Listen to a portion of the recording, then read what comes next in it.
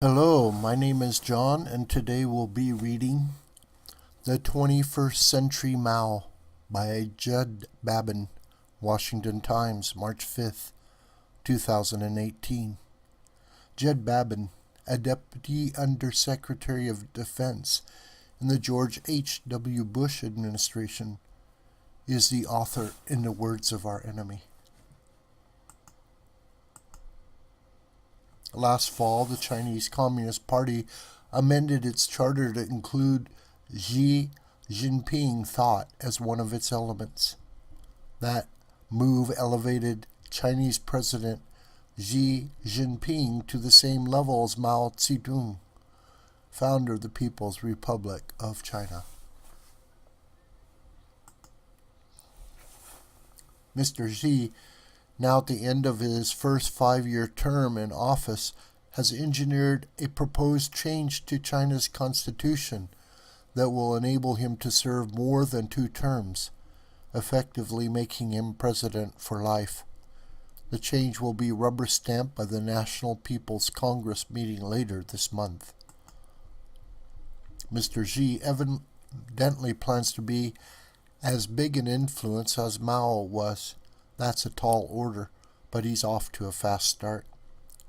By winning a civil war and proclaiming a perpetual revolution, Mao changed post-feudal China into a communist state in 1949. Mao's reforms began with enabling peasants to seize land, resulting in the mass murder of landowners. Mao's communist reforms, coupled with his cultural revolution and other policies, probably killed 70 million people, more than Hitler, Stalin, and Pol Pot combined. Soviet communism was revolutionary in the global sense, requiring the conquest of neighbors and undermining any free nation wherever it could. Mao's revolutionary communism was somewhat different, focused more internally and regionally, as in the Korean War, than globally. Mao's successors wanted more. They recognized that great power military status had to be based on economic power. The means of China's rise to great power status was best charted by the early 1990s 24-character strategy of Deng Xiaoping. That strategy provided that China could observe calmly, secure our position, cope with affairs calmly, hide our capacities and bide our time, be good at maintaining a low profile, and never claim leadership. Pursuit of that strategy, quietly, stealthily, and inexorably, has made today's China enormously strong economically and militarily. To the unjustifiable surprise of many in the West, China is not only highly capable, it is expansionist and militarily adventurous in and beyond its region. The growth of its economic strength was accelerated by U.S. borrowing and U.S. and European companies' investments in Chinese manufacturing.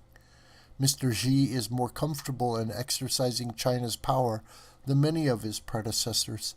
He does so without following the falsely self-effacing manner of Mr. Deng's 24-character strategy.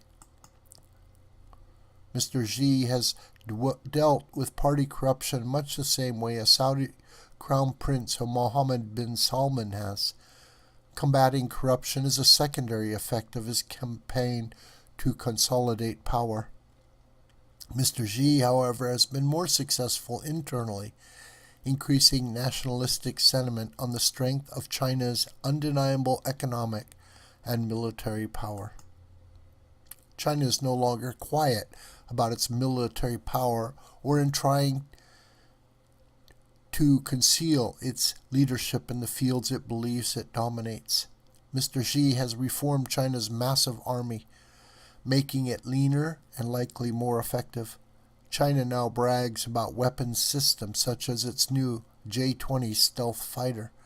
has one aircraft carrier and is building more, as well as long-range air-to-surface missiles aimed at denying U.S. ships and aircraft access to the increasing amounts of sea and sky, it claims. Mr. Xi's aggressive moves to establish military bases on newly built islands in the South China Sea are accompanied by ever bolder efforts to restrict U.S. ships and aircraft from their ever-expanding areas of control. China is engaged in the 21st century great game for the Middle East and Southwest Asia. As U.S. Central Command boss General Joseph Votel told a House committee last week, China and Russia are creating multi-dimensional ties to Iran, seeking to capitalize on perceived waning U.S. influence. The Chinese-Pakistan economic corridor is a twofer for China. China is building railroads across Pakistan, as well as a large naval base being built on the Gulf of Oman near Gwadar. CPEC establishes Chinese power in Pakistan and enables it to exert pressure on India, the world's largest democracy. Mr. Xi's ambitions are well timed for two reasons. First, because they coincide with those of others of his ilk, such as Russian President Vladimir Putin and Turkish President Recep Tayyip Erdogan.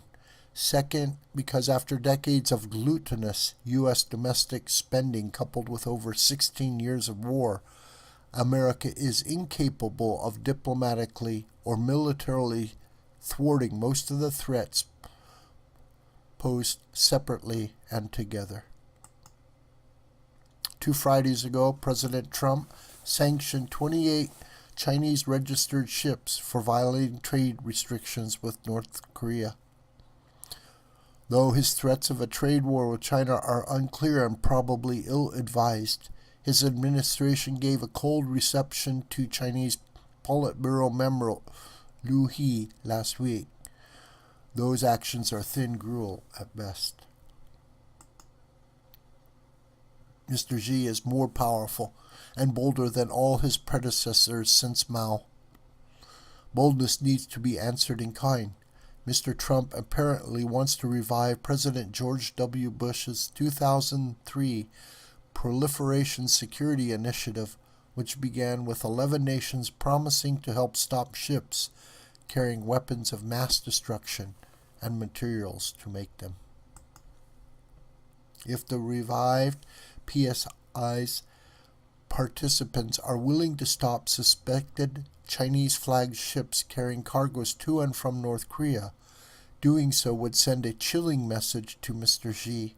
That would be a small start in answering Mr. Xi's threats, but it would be a start. This video is a production of the School of the White Crane. My name is John Brooker, and you can communicate with me through commentary on this video or through my Gmail listed here. Please share this video with family and friends and on social media. May God richly bless you.